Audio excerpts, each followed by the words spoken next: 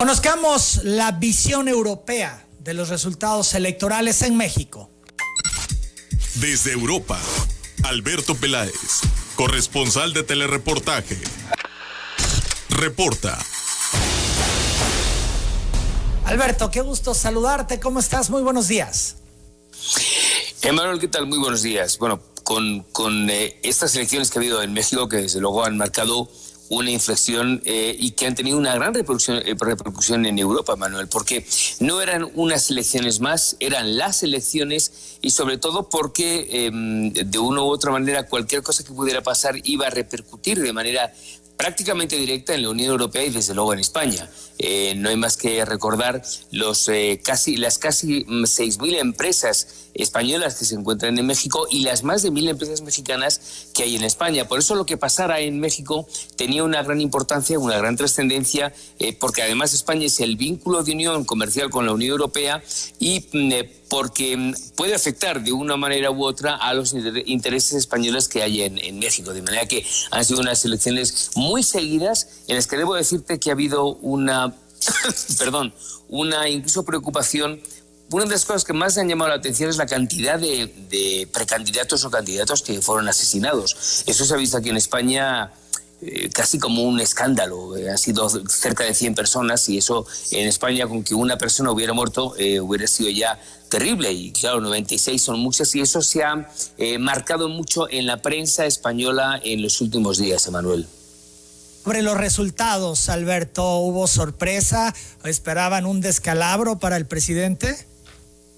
Bueno, lo que se esperaba, había una expectación para saber qué iba a pasar, si iba a haber una política de continuidad con la que se lleva desde hace 3 años con el presidente López Obrador, o iba a haber una ruptura con respecto a esto. Y lo que se ha visto más o menos es que sigue teniendo fuerza, especialmente en el voto rural, pero que pierde importancia en la Ciudad de México, que no es una ciudad cualquiera, al final es la capital del país. Pero lo que se veía era con mucha expectación. Lo que en España se ve y se vislumbra y se pide es que haya una certeza económica, una certeza jurídica y una certeza especialmente comercial.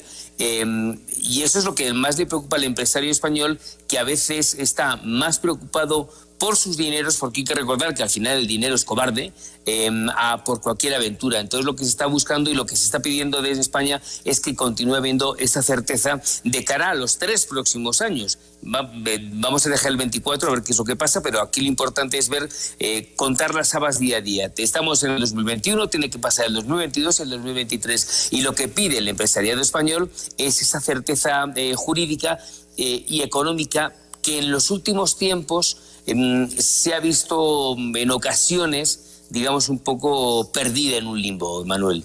Ayer el presidente López Obrador se reunió con el Consejo Empresarial Mexicano, los principales empresarios del país se congregaron y a la salida sorprendió porque lo que todos coinciden es que fue una gran reunión, que dio certidumbre, que le fue bien a los empresarios mexicanos. ¿Eso repercutirá para los empresarios españoles, lo que ocurrió ayer después de este encuentro entre AMLO y los empresarios?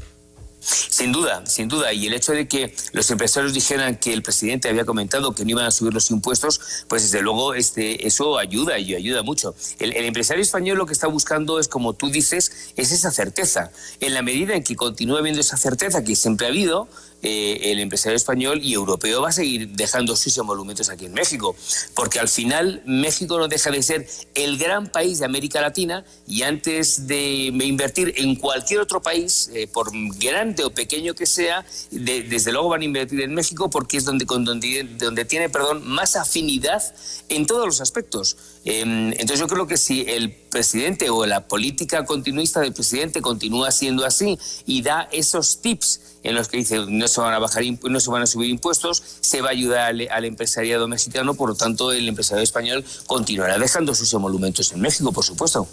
También el viraje en Hacienda, el cambio, la salida de Herrera, la llegada de Ramírez de la O, un personaje reconocido a nivel mundial. Sí, y el hecho de que el propio Herrera se vaya al Banco de México, que ha dejado, un camino interesante, ha dejado un buen reguero de lo que ha sido la política de la Hacienda en los últimos años y, hombre, va a un organismo que es fundamental. Es fundamental para México, pero no solamente para México, para el resto del mundo, porque al final es el Banco de México. Entonces yo creo que son pasos en la buena dirección por parte del presidente López Obrador, en tanto en cuanto el empresariado español, ese tipo de avisos no le son ajenos y no le son malos, al contrario, creo que es una de las mejores soluciones que se pueden dar para que el empresario español y europeo, insisto, quiera dejar sus dineros aquí en México. Mensaje positivo después de el anuncio de cambio en Hacienda y también la propuesta para el Banco de México y luego esta reunión con los empresarios, los grandes empresarios de este país al segundo día del conocerse el resultado electoral. Son mensajes que ahí quedan y que para algunos ya significa un ajuste en la ruta, un mensaje mucho más certero para los empresarios. Es un mensaje, yo diría, de certero y sobre todo de esperanza ante la posibilidad de que quedan todavía 3 años, de que vamos a ver cómo van estos 3 años, pero que en la medida en que este tipo de mensajes se estén dando, se están viendo con optimismo, de una manera positiva, y esto desde luego ayuda mucho insisto, a los empresarios españoles y europeos a seguir invirtiendo en México con esos casi 6.000 empresas españolas que hay en México, pues para que haya más. En la medida en que cuantas más haya, es mejor para la propia macroeconomía mexicana. Agradezco mucho el reporte, Alberto. Fuerte abrazo. Igualmente, muy buenos días, Emanuel.